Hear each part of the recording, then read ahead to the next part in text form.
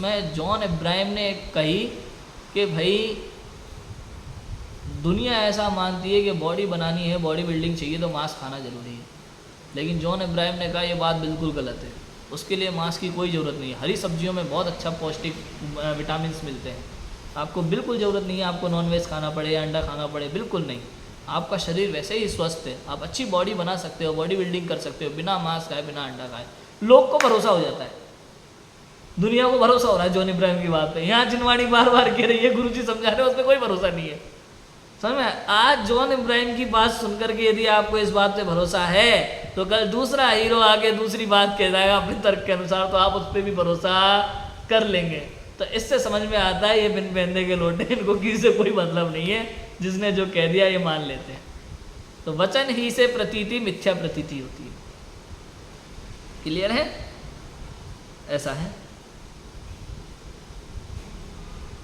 तथा जिसका भाव भाषित हुआ हो उसे अनेक प्रकार से भी अन्यथा नहीं मानता, इसलिए भाव भाषित होने पर जो प्रतीति होती है वही सच्ची प्रतीति है।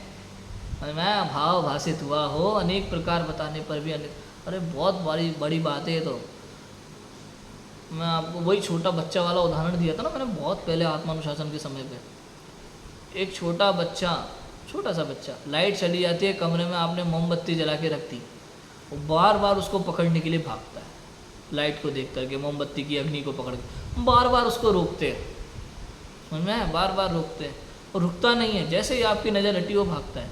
तो एक बार जरा सा आप छोड़ दो उसे, कर ले बेटा, और एक बार छू लेगा मोमबत्ती को, जब हाथ जल जाएगा उसका, उसके बाद दोबारा आप कभी मोमबत्ती जला के रखना, आप खुद उस बच्चे को बोलना बेटा अग्नि ठंडी होती है, कोई दिक्कत नहीं, पानी की तरह एकदम बढ़िया है, ठंडी, जैसे पानी में गिरता ना वैसे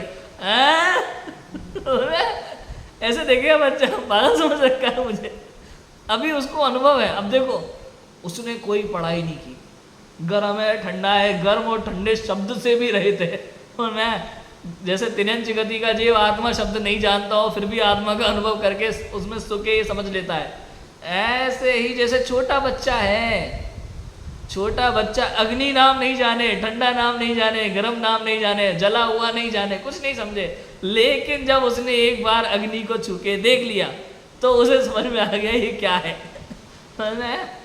अब दोबारा आप उसको जबरदस्ती आप उसके पास बिठा लोगे तो वो दूर भागेगा वहां से। वस्तु स्वरूप का ज्ञान हो गया ना, इसको कहते हैं अनुभव।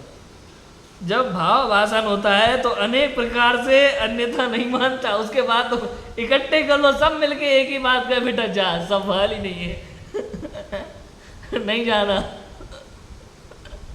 ऐसा ये अनुभव है, ये अनुभव का महात्म्य है। इसलिए भाव भाषित होने पर जो प्रतीति होती है वही सच्ची प्रतीति, अनुभव ही सच्ची प्रतीति है। इसलिए